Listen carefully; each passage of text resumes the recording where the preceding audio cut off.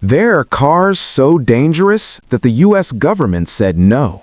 Not because they're too fast, not because they're too expensive, but because they can literally kill you.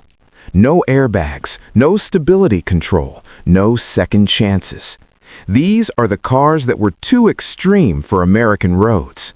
Today, we're counting down the top 5 most dangerous supercars ever built, and every single one is banned in the USA.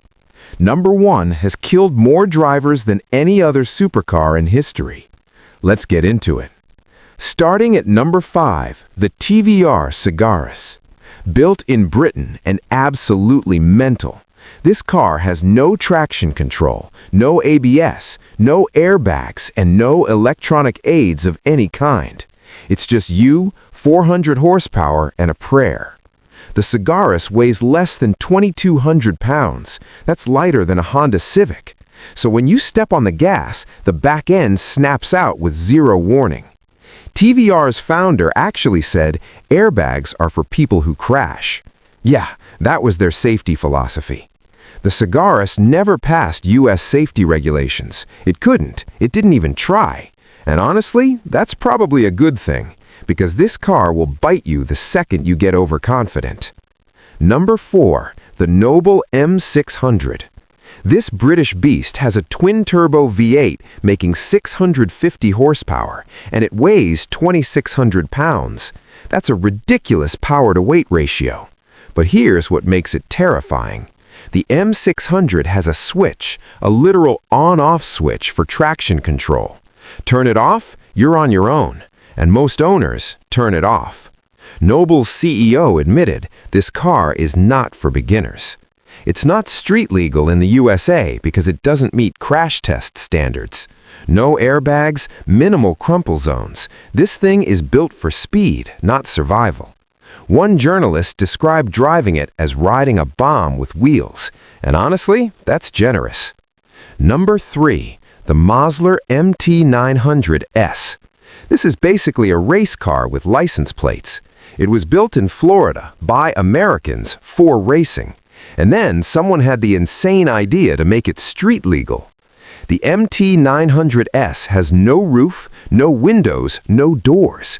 You literally climb over the side to get in. It weighs 2,400 pounds. The engine makes 600 horsepower. Top speed, over 200 miles per hour. But here's the problem.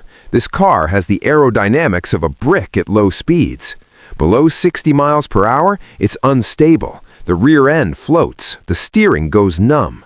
Several owners crashed within the first month of ownership. The company went bankrupt in 2013, and the US government was like, yeah, we're not allowing any more of these. Number 2, the Porsche Carrera GT.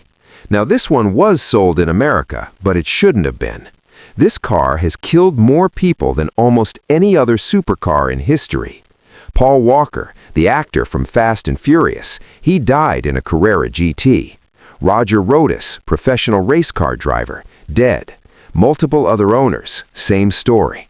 The Carrera GT has no electronic stability control, no traction control you can't turn off. It has a 5.7-liter V10 making 605 horsepower, paired with a manual transmission and a clutch that grabs like a light switch. Porsche engineers admitted this car demands respect, and if you don't give it respect, it will punish you. The rear end breaks loose with zero warning, and when it does, there's no catching it. After Paul Walker's death, used Carrera GTs dropped in value because people were scared. That's how dangerous this car is. And number 1, the Koenigsegg CCX. This Swedish monster was designed to be legal in America. Koenigsegg spent years making sure it could pass US regulations, and technically it did, but the US government took one look at the crash test data and said no. Why? Because this car is too fast to be safe. 806 horsepower, top speed 245 miles per hour, and when Top Gear tested it, the Stig lost control and crashed. The Stig, a professional racing driver, lost control on a track. Koenigsegg had to redesign the entire rear wing just to make it stable. But by then, the damage was done. The U.S. banned it under the unreasonably dangerous clause. Only a handful exist, and none of them are in America. Because this car, it's not just fast, it's uncontrollable. And that makes it the most dangerous supercar ever built. So there you have it, the top 5 most dangerous supercars ever built. Cars so extreme, the U.S. government said they're too dangerous for American roads. Would you have the guts to drive one of these, or are you smart enough to say no? Drop your answer in the comments. I'm genuinely curious. If you made it to the end, hit that like button. It genuinely helps.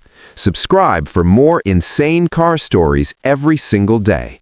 Stay safe out there, because these cars, they won't.